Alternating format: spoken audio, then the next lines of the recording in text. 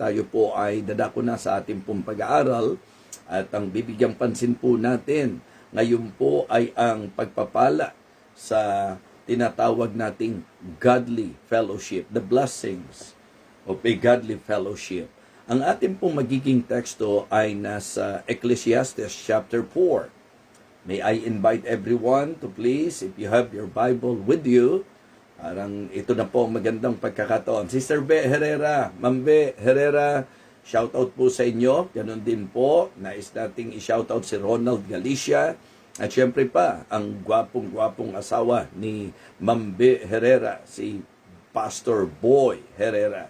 So, Rico Quirante, shoutout sa iyo. At magandang umaga rin sa iyo. Okay, so this time, again, Ecclesiastes chapter 4, verses 9 to 12. Ecclesiastes chapter 4, verses 9 to 12. Our topic this morning, the blessing of a godly fellowship. The blessing of a godly fellowship. Okay, Ecclesiastes chapter 4, verses 9 to 12. Two are better than one, because they have a good reward for their labor. For if they fall, the one will lift up his fellow. But woe to him that is alone when he falleth, for he hath not another to help him up. Again, if two lie together, then they have heat. But how can one be warm alone? And if one prevail against him, two shall withstand him, and a triple cord is not quickly broken. Well, ito po siguro ay pamilyar sa mga ilan na nagkapag-witness ng Christian wedding. And ito po'y magandang talata talaga, particular sa mag-asawa. But what I would like to emphasize with you ngayon pong umagang ito ay ang sinabi po ng verse number 9. Two are better than one because they have a good reward for their labor. Again, the message that I would like to share with you this morning is the message entitled, The Blessing of a Godly Fellowship. Let us pray. Dakilang Diyos, aming Panginoon, kami po nagpapasalamat sa patuloy na pagpapala mo sa ministeryo po ng Believer's Breakfast. Salamat po sa mga naabot na. Salamat sa patuloy na natutulungan, napapalakas. At ang hiling ko po, dakilang Diyos, ay ang patuloy pang pagpapala sa ministeryong ito. O Diyos, hiling ko po na patuloy mo pong bigyan ng lubos na kagalingan ang mga kapatiran po namin nagkaroon ng karamdaman, pati po ang mga dumaan sa operasyon, si Sister Mimi Rieta, Panginoon, si Sister Remy, Panginoon, hiling ko po ang kanyang complete recovery, Sister Marian, si Pastor Nolan Gatdula, at ang ilan pa sa mga may sakit na ngayon po ay nagpapagaling, na wadakilan Diyos, sila po ay yung bigyan at nauliin ang kanilang kalakasan, dakilan Diyos. Panginoon, salamat po sa naging pagpapagaling mo sa kanila. Thank you even for your provision. And this time, Lord, isa po sa nais naming ilapit ay ang pagpoproseso po ng papel ni Pastor Jabez Orara. Thank you po sa nagiging makapangyarihang pagkilos mo para po sa pagsasaayos nito. And this time, Lord, may you touch the heart of the people para po tumulong para po sa pagsasaayos pa ng ilan.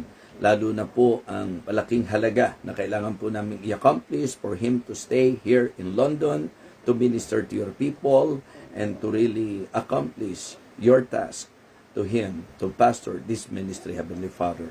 Again, thank you so much. And this time, Lord, may we realize the importance of a godly fellowship, and please teach us, O God. Thank you so much. Ito po ang aming panalangin sa pangalan po ng aming Panginoong Jesus. Amen. Amen. Okay? Mga kapatid, siguro po magandang ang panimula po natin ay magpaalala na talagang God never intended anyone, especially believers, to live the Christian life alone. Hindi po kalooban ng Panginoon na tayo po'y nagsosolo o nag-iisa, mga kapatid. From the beginning, He designed His people to worship, to work, and to walk together. Yung godly fellowship po, mga kapatid, nagpapalakas po ito ng pananampalataya, nakaka-encourage po ito, nakakalakas sa ating pong mga puso at kalooban, at ganoon din nakatutulong para tayo po'y manatiling faithful sa ating pong Panginoon. So, what I want all of you to realize this morning is the importance and the blessings of a godly fellowship. No man liveth unto himself, and no man dieth unto himself. It is good to somehow consider what the writer said. Two are better than one. Okay? Two are better than one because they have a good reward for their labor. So, godly fellowship. Siguro po maganda na makita natin na dahil hindi nga po disenyo ng Diyos na tayo po'y nag-iisa, so magandang ating pong bigyang pansin kung ano ang kanyang kalooban at ang kanyang kagustuhan. Well, hindi po gusto ng Diyos na basta tayo po ay magkakasama o tayo po ay may makasama nang wala pong tinatawag na panuntunan. Ang Biblia po ay nagtuturo sa tamang kasama. So, you better check. And as we study this message, you better evaluate. Tama ba ang kasama mo? Okay? Kalooban ba ng Diyos ang mga nakakasama mo? Hindi ko po sinasabi na tayo po'y maging judgmental, hindi po natin intensyon na husgahan po natin ng iba, hindi po natin gusto na magbigay ng confusion sa sino mang makikinig, because I emphasize dito po sa title natin na ang pagpapalang pag-uusapan natin ay doon po sa godly fellowship. Hindi po yung basta magkakasama lang. So, ang fellowship po ay isa sa masasabi po nating malinaw na itinuturo ng banal na kasulatan. Ang early believers po, mga kapatid, doon po sa Book of Acts, pinapagtibay po ng tinatawag nating fellowship. Hindi po ba? So, syempre po, iyon yung isang magiging sentro po natin ngayon sa ating pag-aaral. When I say godly fellowship, it means na ang kasama mo ay mga makadiyos. Ang kasama po natin ay sa Diyos. Ang nakakasama, ang nai-enjoy po natin ay ang mga kaibigan natin na kaisa natin sa usapang pagkilala sa ating pong Panginoon. Mga kapatid, may we realize the importance of a godly fellowship. Why? Number one, because godly fellowship multiplies our labor. Godly fellowship multiplies our labor. Tingnan niyo po mga kapatid, ang sinabi po ng verse number 9. Two are better than one. Okay? Because they have a good reward for their labor. Di ba? Meron pong kasabihan, pagtulong-tulong, susulong. Pagsama-sama, kayang-kaya. Ang gawain po'y nagiging mabigat kapag ka po tayo lang.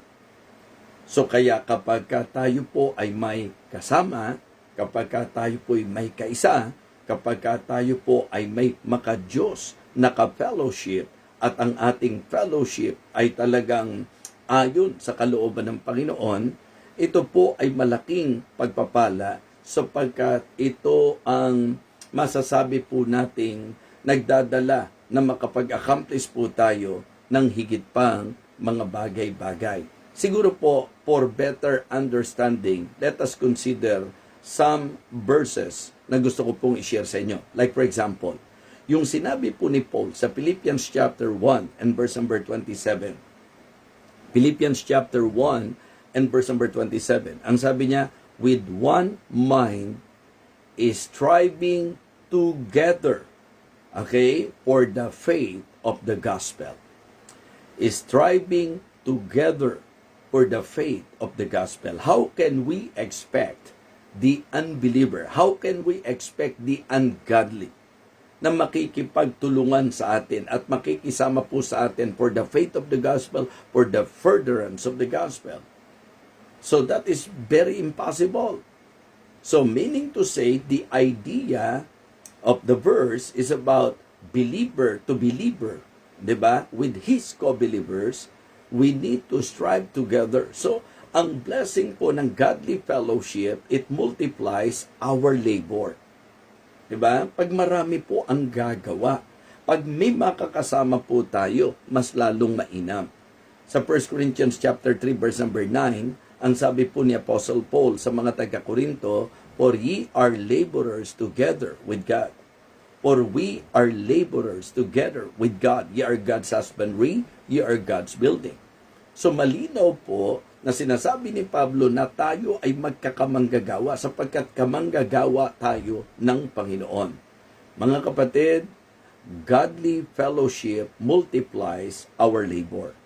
Siguro maganda rin pong medyo mai-consider po natin yung pong record sa Acts chapter 2. Binigyang pansin po doon yung pong naging factor, malaking factor po ang fellowship sa growth ng mga mananampalataya in the book of Acts.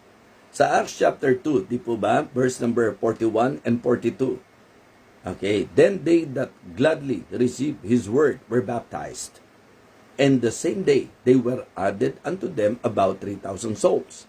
Ano po ang malinaw na sinabi ng verse number 42? And they continued steadfastly in the apostles' doctrine and in fellowship and in breaking of bread and in prayers.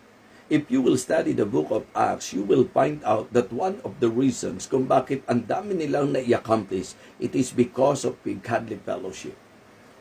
So kaya yung godly fellowship, mga kapatid, matters. Okay? Godly fellowship matters. Actually, yun po yung iniisip kong title po kanina. Okay? Na malaking-malaki ang maitutulong magagawa ng makadiyos na fellowship. Godly fellowship multiplies our labor. Siguro, mas magandang yun na po. Doon sa mga interesado talaga na nagdo-note. Okay? The blessing of a godly fellowship. Pero magandang bigyan pansin po natin to. Yung a godly fellowship matters. Diba? Malaki po ang magagawa.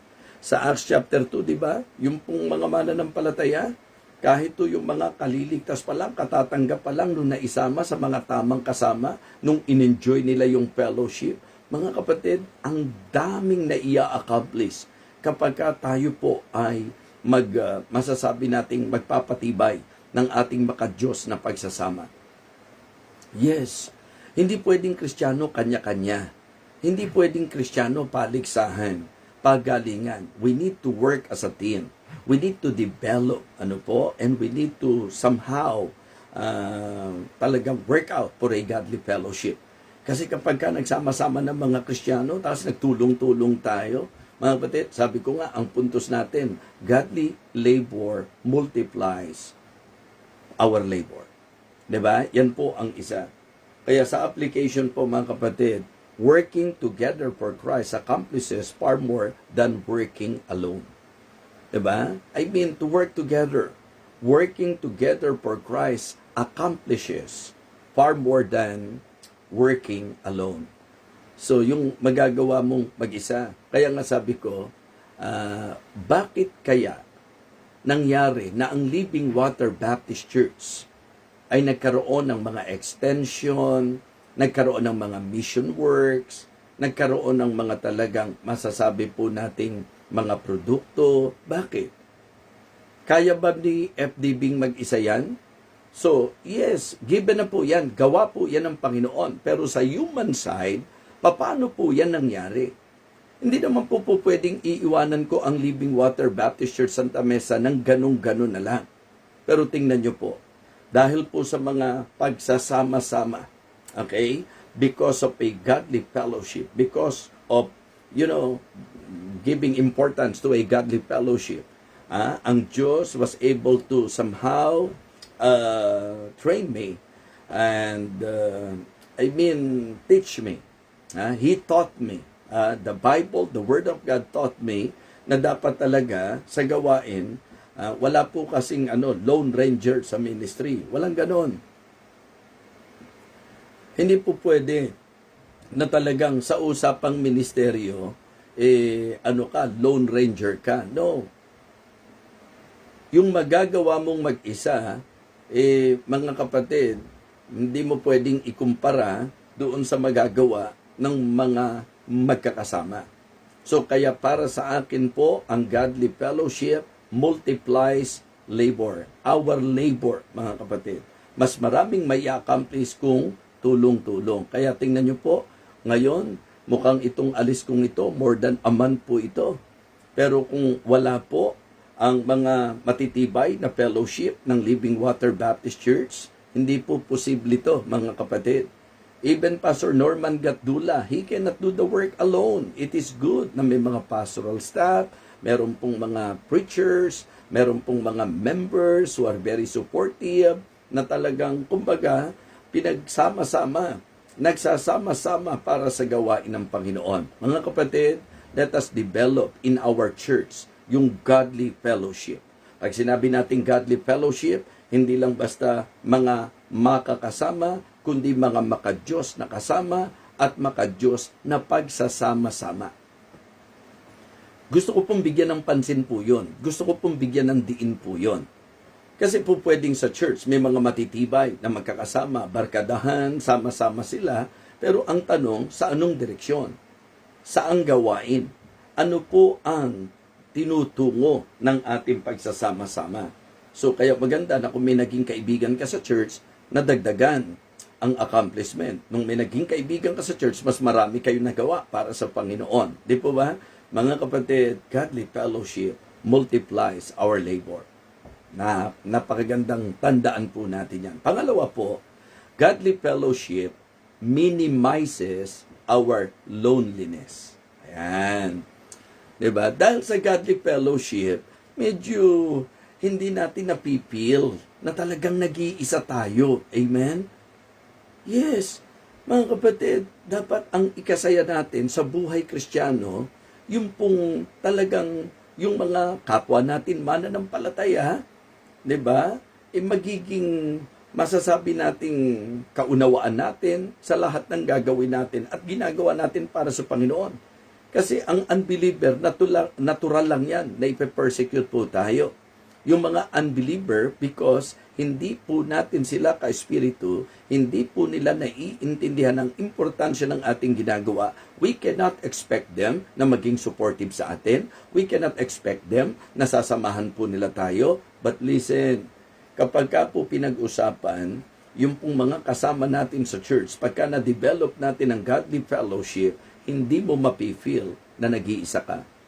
You know, ang isang bagay na po pwedeng maging dahilan para hindi natin ma-enjoy ang ating Christian life kapag ka ina-isolate natin ang ating sarili.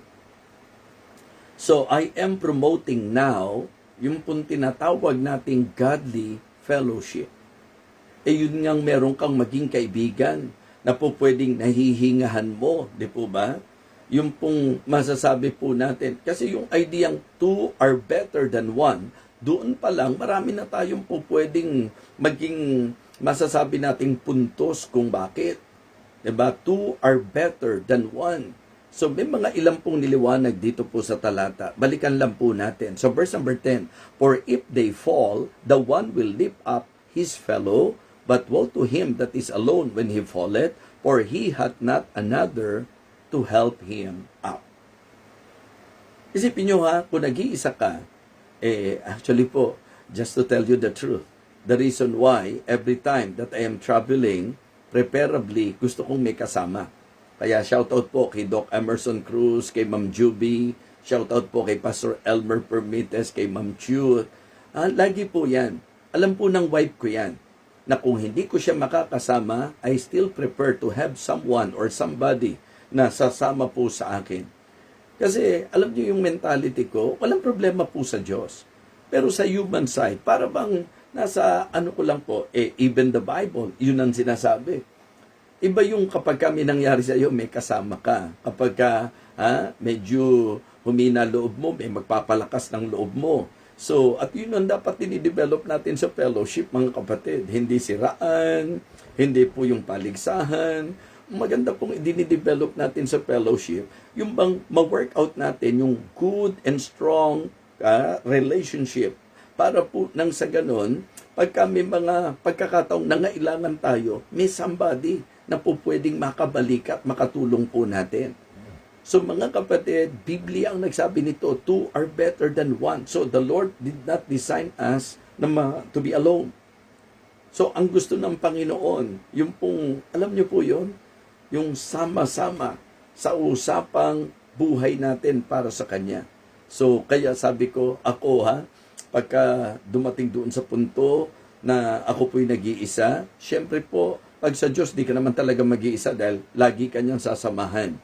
Pero doon po sa usapan ng fellowship, ang sarap na may kausap ka. Ang sarap na pagka mabigat ang puso mo, may mahihingahan ka. Masarap yung kapag ka masaya at magandang nangyari sa iyo, may kukwentuhan ka. Mga kapatid, mga minamahal, isa sa akin pong lakas sa ministeryo ay ang kasama.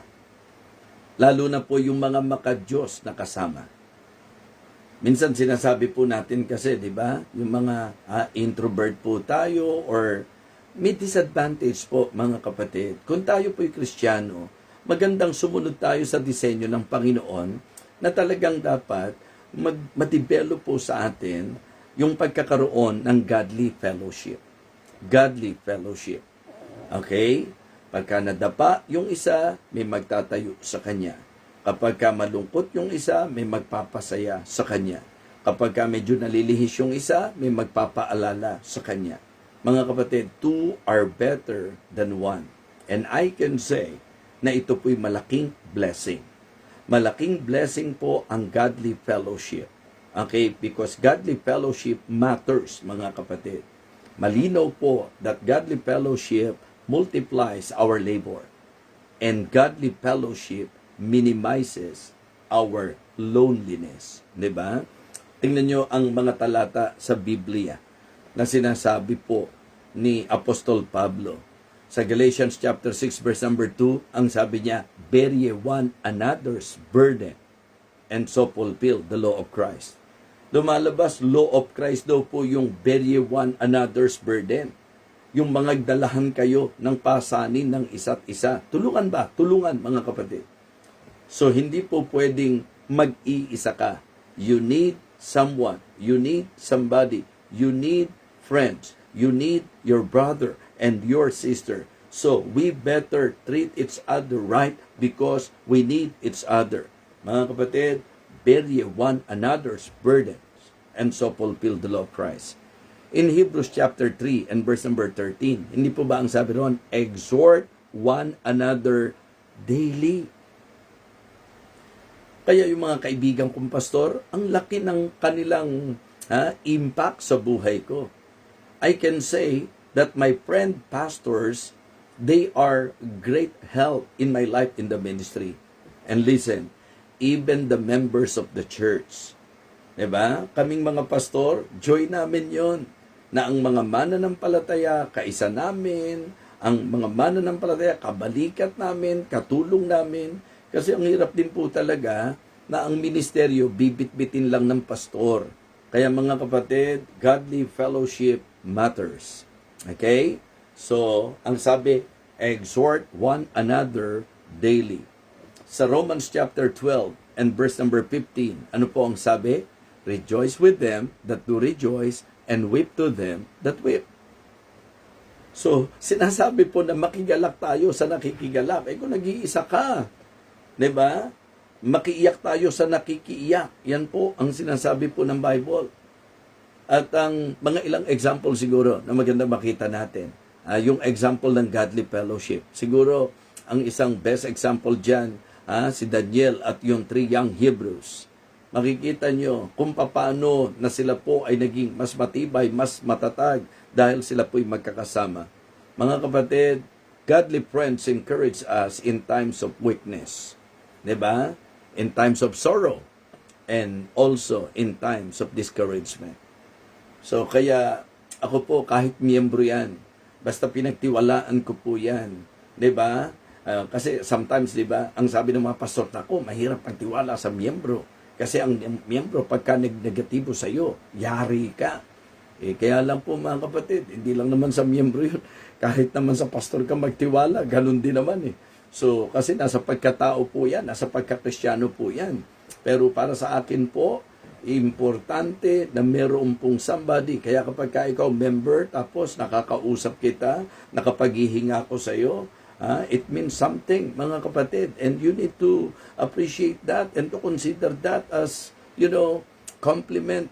It means to say na pinagtitiwalaan ka. mahirap naman po talagang magkakasama nang hindi tayo magkakaroon ng tiwala sa isa't isa. Mahirap din naman po na sobra ang tiwala mo doon sa hindi mo pa talaga ganong kakilala. So, mga kapatid, mga minamahal, it is good to have godly friends for a godly fellowship.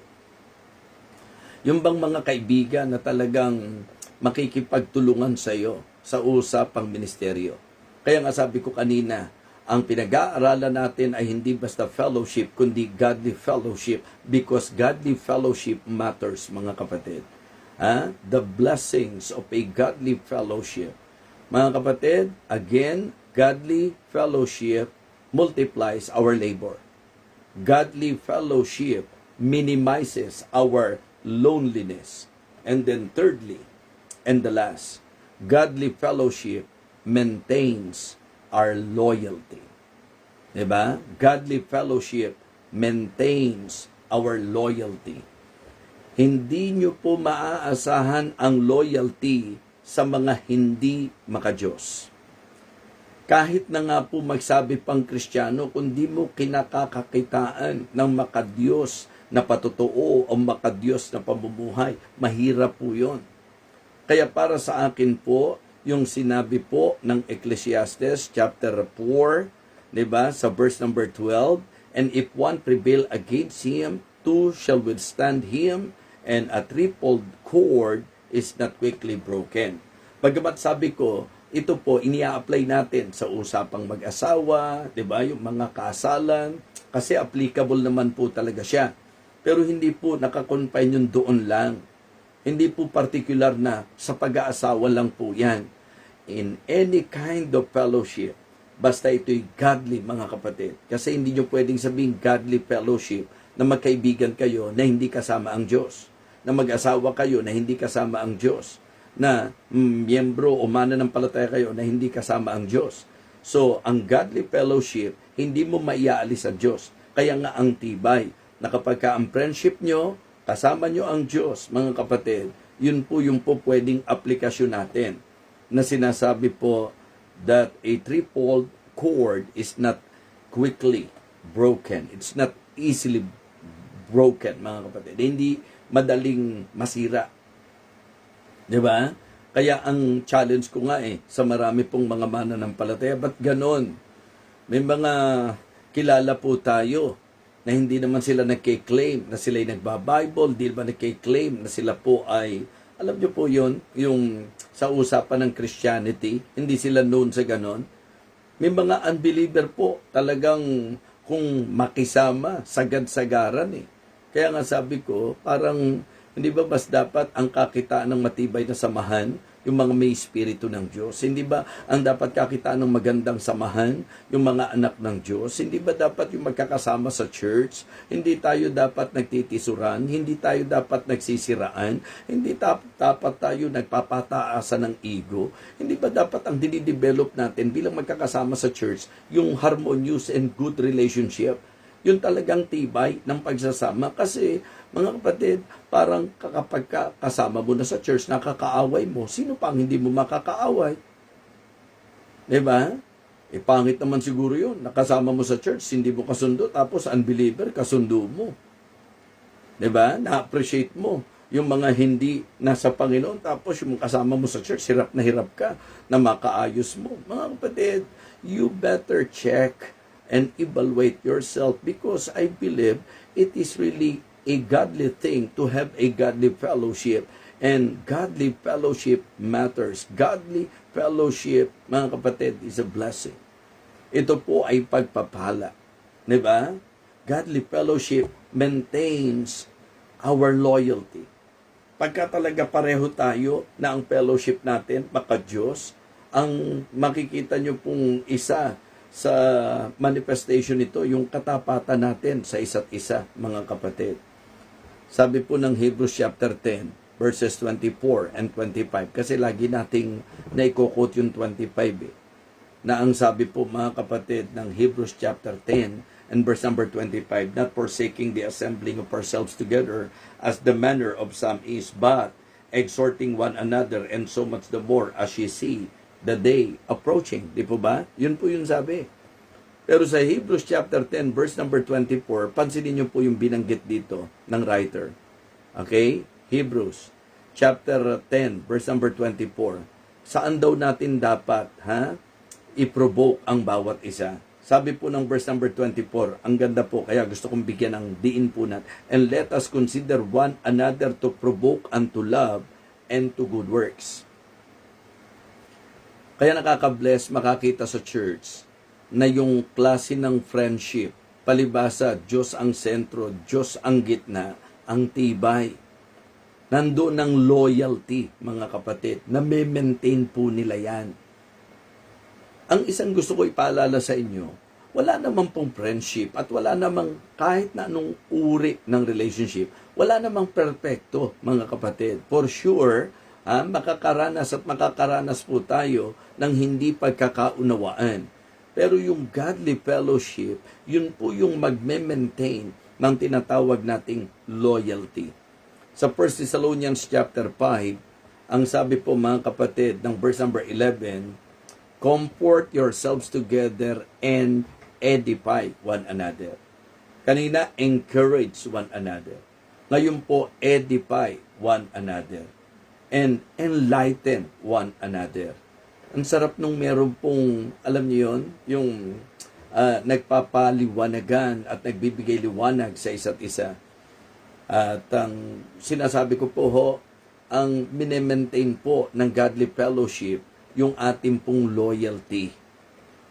Okay? Faithful na kaibigan tayo. Faithful na kapatid tayo sa Panginoon.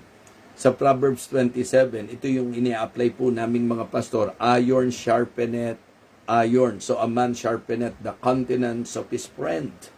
Diba? Ang isang tunay na kaibigan, maka-Diyos na kaibigan, dadaling ka niyan sa maka-Diyos na fellowship at ang maka-Diyos na pagsasama po ninyo ang magme-maintain ng loyalty. Kaya pagkakaibigan talaga, nakatutulong po yan.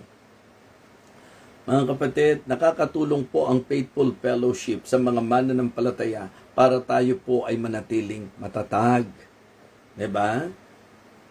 At loyal una sa Panginoon. So, 3 bagay po ang tinalakay natin.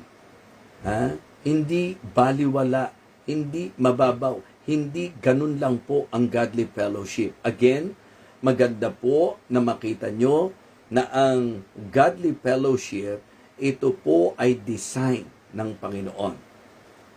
Dinisenyo ng Diyos ang Kristiyano na talagang hindi po pwedeng nag-iisa.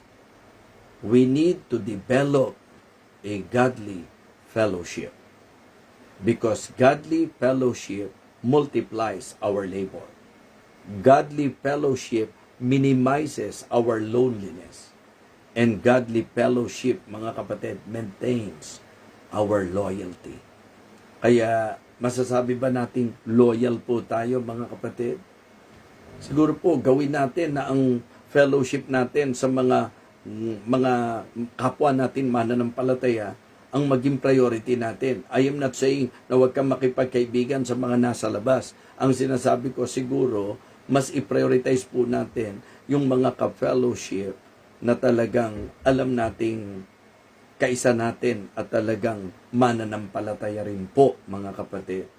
Para habang nag-worship ka, kasi nga kanina didiinan ko sa inyo, ang godly fellowship, napakaganda nito for us to walk together, to worship together, and to work together. Yes, ang godly fellowship po magdadala sa atin dapat for us to walk together, di ba? Can to walk together except they be agreed? Okay. To worship together, kaya let us worship the Lord in the beauty of His holiness. Di ba? And to work together, serving together. Yun po yung idea, work together, for we are laborers together with God. Mapapansin nyo po, na sa ating pong pagsasama-sama, ang trabaho po, ang accomplishment po, mas marami. Kapag tayo po sama-sama, medyo yung bahagi nung siguro anxiety o depression, kasi pagka nakikihalo ka, lalo na mga maka-Diyos ang nakakausap mo, palakasan po yan. And then maintains loyalty. Kaya wag nyo po sanang sisirain ang tiwala ng kapatid natin sa atin. Wag nating sisirain po, mga kapatid, ang masasabi nating tiwala ng kaibigan natin, ng kasama natin sa church. So let us maintain loyalty. At ang godly fellowship ay susi para po dyan. So mga kapatid, two are better than one. Yan po ang sabi ng Bible. Because they have a good reward for their labor. Or if they fall, anong sabi? The one will lift up his fellow. But woe to him that is alone when he falleth, for he hath not another to help him up. Talagang pag pinili mo mabuhay kang mag-isa, pag nadapa ka, walang magbabangon sa'yo.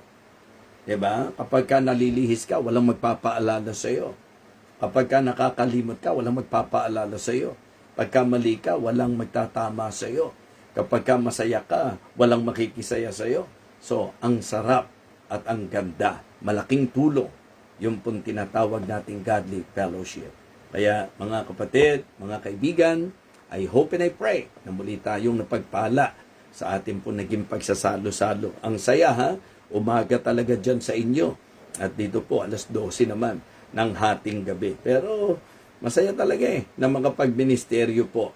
Lalo na sa mga kitang-kita mo na sabik at uhaw sa salita ng Panginoon. Nako, nag-e-enjoy po ako na magministeryo po sa inyo. Sapagkat nakikita ko po na sincerely, you really love the Lord and you really love His Word. Kaya po, tuloy-tuloy lang. Suportahan po natin ang ating pong every morning na pagsasalo-salo.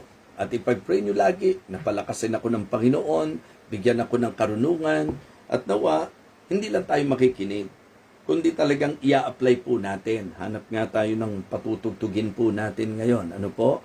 So, basta makinig lang po tayo lagi, mga kapatid, at tuparin po natin, ganapin po natin, kasi yun po ang kabuluhan ng lahat.